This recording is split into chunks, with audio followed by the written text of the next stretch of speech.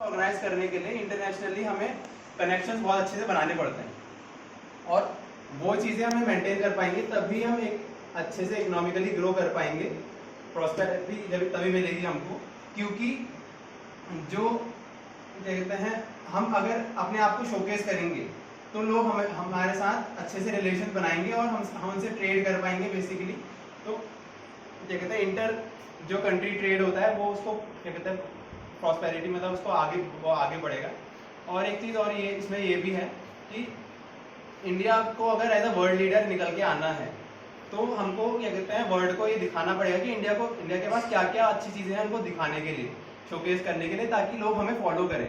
लोग हमको फॉलो करेंगे तो ऑटोमेटिकली इकोनॉमिक ग्रोथ आ जाएगी। और जो पोवर्टी वाला जो एंगल दिखाया जा रहा है कि क्या कहते हैं पोवर्टी है, ये है, वो है, लेकिन उसमें जो भी अगर जैसे फाइनेंस हमने G20 की मीटिंग्स में लगाए, अगर वो हम पोवर्टी की एरेडिकेशन में सपोज लगाते, लेकिन हम रिटर्न भी तो देखते हैं, उसमें इन्वेस्टमेंट में रिटर्न कितना मिल रहा है, वो एक तरीके से हमारे कंट्री के लिए इन्वेस्टमेंट है फ्यूचर में, जो कि क्या कहते हैं बहुत से लोग नहीं देख पा रहे हैं। क्योंकि अगर हम अपने क्या कहते हैं कल्चर को शोकेस करने पे इन्वेस्ट करेंगे तो लोग हमको क्या कहते हैं कंट्रीज बेसिकली हमको फॉलो करने के लिए आगे आएंगी, क्योंकि इंडिया के पास बहुत कुछ है ऑफर करने के लिए वर्ल्ड को। तो वो चीजें हम G20 की मीटिंग से मतलब उसकी एक अपॉर्चुनिटी है हमारे पास अभी, हाँ, कि हम उसको दिखा सकते हैं and we can influence whole the world. बहुत बड़ा एक क्या कहते हैं प्लेटफॉर्म है, क्योंकि इसमें 19 बड़े नेशंस हैं और जो क्या कहते हैं रीजनल यूरोपियन यूनियन और इस बार अफ्रीकन यूनियन को भी पार्ट लेने का मतलब बनाने का। नहीं, दुनिया की नज़र तो हर मीटिंग में होती है, मतलब other countries than the participating. उसमें 85% ग्लोबल जीडीपी कवर करती है और वो 19 जो नेशंस हैं बेसिकली वो क्या कहते हैं डिसाइड करेंगे कि वर्ल्ड ऑर्डर कैसे चलता है। तो वो चीज में इंडिया को आगे रहना पड़ेगा, अगर इंडिया को एज अ डेवलपिंग नेशन में डेवलप्ड नेशन के तौर पे आना है और एक वेल सुपर पावर अगर हमें बढ़ना है तो इसलिए ठीक। So I'll speak in against. I believe कि जो अमाउंट हम इन्वेस्ट कर रहे हैं वो गलत है। So for an example, इससे सबसे ज्यादा तो chaos पब्लिक को हो रहा है, इतना अमाउंट हम खर्च कर रहे हैं, इतना G20 इतना सेपरेट किया जा रहा है, तो भाई हम लोगों को क्यों नहीं देखने को मिल रहा है? स्पेशली ना हमारे लिए किया जा रहा है तो हम लोगों को क्यों नहीं देखने को मिल रहा है? People in the Delhi are stuck in their houses. They are not allowed to go out. And on the second hand, जितना amount for an example suppose हमने 100 करोड़ खर्च किया है, ठीक है, तो वही काम अगर जब 10 करोड़ में हो रहा है तो हम 100 करोड़ क्यों खर्च करें? आपने भी बोला था हमारा हेरिटेज उन्हें देखने को मिलेगा, ठीक है, और उन्हें देखने को मिलेगा हम कितने काबिल हैं। अगर हम काबिल होंगे तो हमारे पास प्रोजेक्ट्स खुद आएंगे, ठीक है, हमें शोकेस करने की जरूरत नहीं है, ठीक है। दे ऑलरेडी नो कि हम लोग डेवलपिंग कंट्री है, ठीक है, डेवलपिंग कंट्री के साथ we needs the project, right. लेकिन हमें अपने हेरिटेज को, कल्चर को शो करने की जरूरत नहीं, because if we are good we already know that, ठीक है। And on the second hand जो अभी एक इस G20 की वजह से एक नई बहस स्टार्ट हुई है, you must be knowing about it, that India must be renamed as Bharat, ठीक है। तो I believe this is what it is creating a chaos right now, because Bharat और इंडिया, अब आप ये समझ लीजिए कि उसकी वजह से कितने चेंजेस करने पड़ेंगे कॉन्स्टिट्यूशन में, इवन द इंस्टीट्यूशंस, ठीक है। तो आई बिलीव कि जो अमाउंट हम मतलब जो थोड़ा टॉपिक से हम बाहर जा रहे हैं, इसमें टॉपिक थोड़ा अलग टाइप में है जी। जो अमाउंट हम इन्वेस्ट कर रहे हैं वो गलत है, because if we are capable तो हमें प्रोजेक्ट अपने आप मिलेंगे rather than showcasing it. Yes, तो your point is that capability, if you have capability then people automatically come to you. You are not in need of showcasing it like we are doing. Yes, the next one. मैं इनको protect करके बोलूँगा कि जैसे इन्होंने बोला नहीं कि शोकेस करने की क्या जरूरत है। देखो जैसे ना हम सपोज मान लो एग्जांपल देता हूँ, हमें दुकान में हम सामान बेचते हैं, तो ऐसा तो है नहीं कि कोई भी आएगा अपने आप ले लेगा, हमको एटलीस्ट कुछ ना कुछ तो एडवर्टीजमेंट करनी पड़ेगी ना कि आओ आओ कोई हमारा, तो एटलीस्ट कुछ ना कुछ तो अमाउंट हमें इन्वेस्ट करनी पड़ेगी। और वो अमाउंट मतलब ऐसा तो नहीं होगा कि यार छोटी मोटी अमाउंट होगी, वो बहुत बड़ी अमाउंट होगी। अब उतने के लिए जैसे तुमने बोला जो चीज 10 करोड़ में हो रही है वो 1 करोड़ में निपट जाए, वो तो पॉसिबल है ही नहीं, कहीं से कहीं तक पॉसिबल नहीं है। मतलब मेरे पॉइंट ऑफ व्यू से वो कहीं तक पॉसिबल नहीं है। तो मेरा मानना तो है कि जो ये हो रहा है इन्वेस्टमेंट, वो यहाँ पे कुछ मैटर नहीं करता, क्योंकि ये इन्वेस्टमेंट आगे जाके हमें ही प्रॉफिट देगा। ये नहीं कि ऐसा तो कुछ होगा नहीं, बस ये यही है कि हमें प्रॉफिट देगा इन ओवरऑल में। तो एडवर्टीजमेंट वाले पॉइंट पे बात की थी, तो अगर बात रही एडवर्टीजमेंट की, आई डोंट बिलीव कि हमें एडवर्टीजमेंट करने के लिए इतना पैसा लगाना पड़ेगा. For an example, people of the country are already advertising without putting the money. For an example, अभी करेंटली हमें रोमन मैगसेसे अवार्ड मिलने वाला है हमारी कंट्री से, रवि करण को. लोगों को खुद पता चलेगा भाई कि मतलब जो कंट्री के जो लोग हैं उनकी कैपेबिलिटी कितनी है. Yes. Every person from the country of India are standing on the major high position. They are leading the country. They are leading the world. You can say. ठीक है. ऋषि सोनक अभी आपने बात की थी. He belongs to India.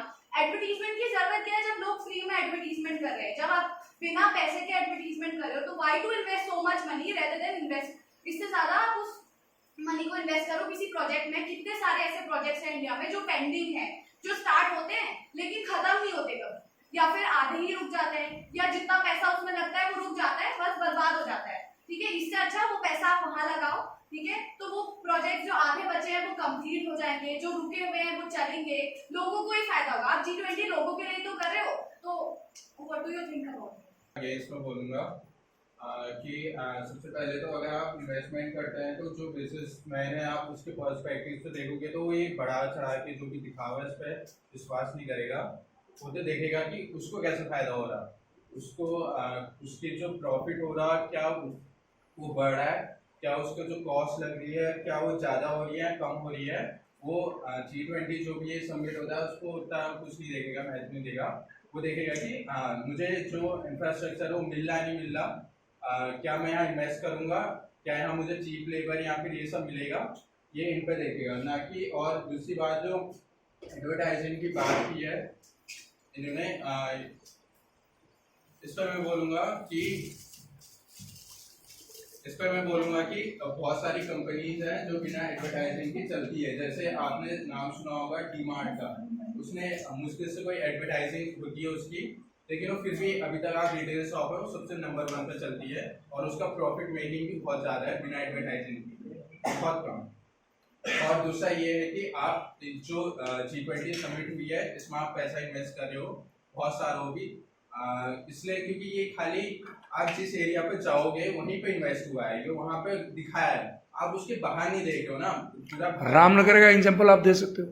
हाँ, क्योंकि nearest पूरा तो भारत तो पूरा है, वो खाली इतना पर्टिकुलर एरिया नहीं है.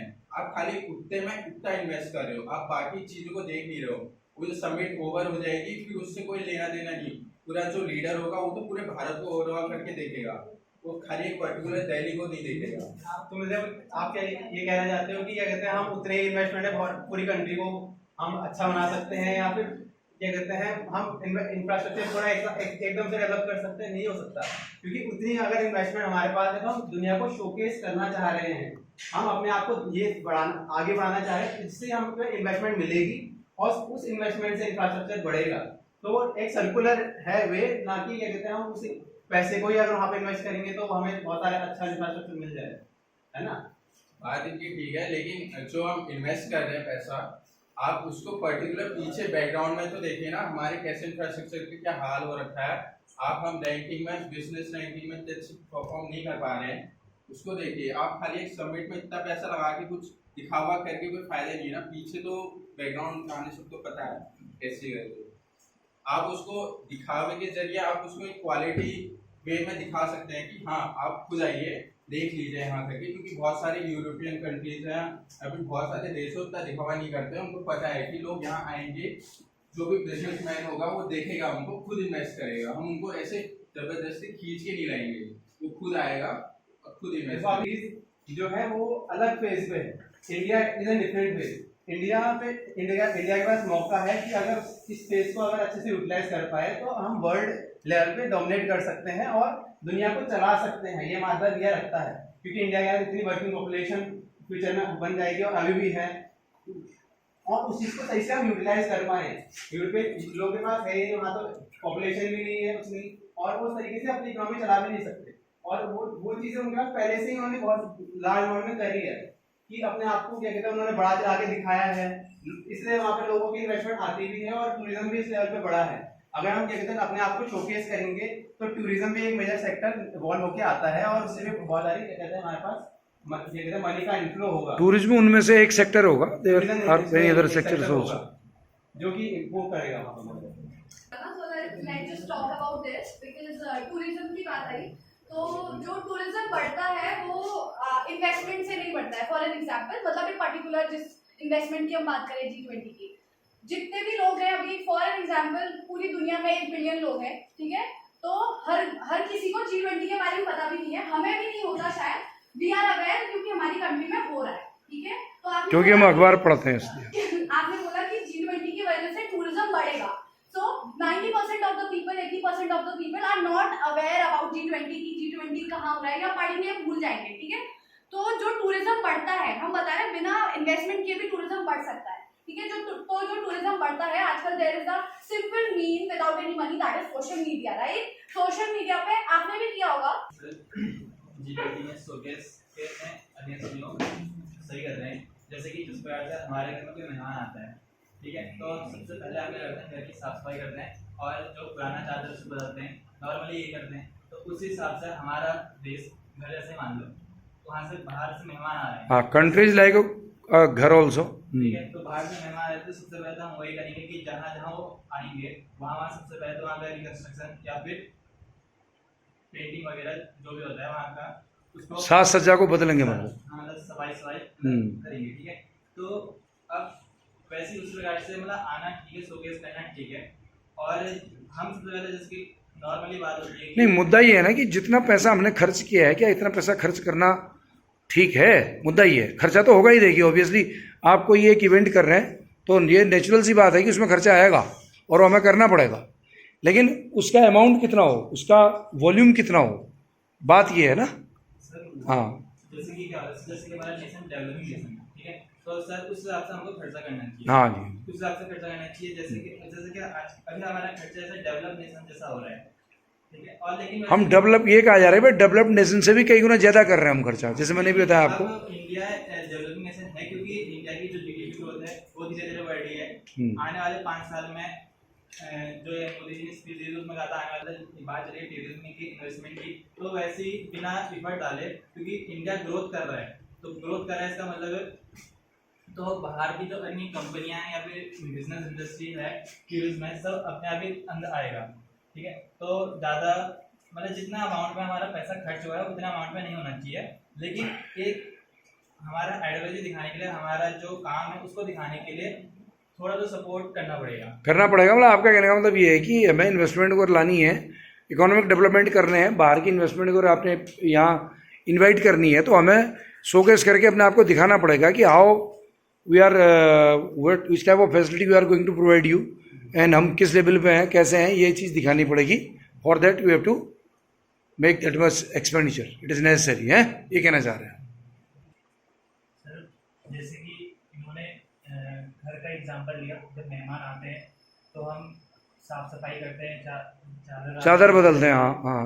अब जैसे कि G20 में हो रहा है, जब गेस्ट आ रहे हैं तो हम उनको चांदी की थाली में खाना परोस रहे हैं, है कि नहीं? मेहमान को चांदी की थाली में खिलाया जाता है भाई. अब जब मेहमान आते हैं हम ये थोड़ा सोचते हैं कि इनको हम चांदी की थाली में खिलाएंगे तो वो जाते समय हमें कुछ इन्वेस्टमेंट ज़्यादा दे देंगे. जैसे उनका मन था 100 रुपये है, हम चलो 500 रुपये दे देते हैं.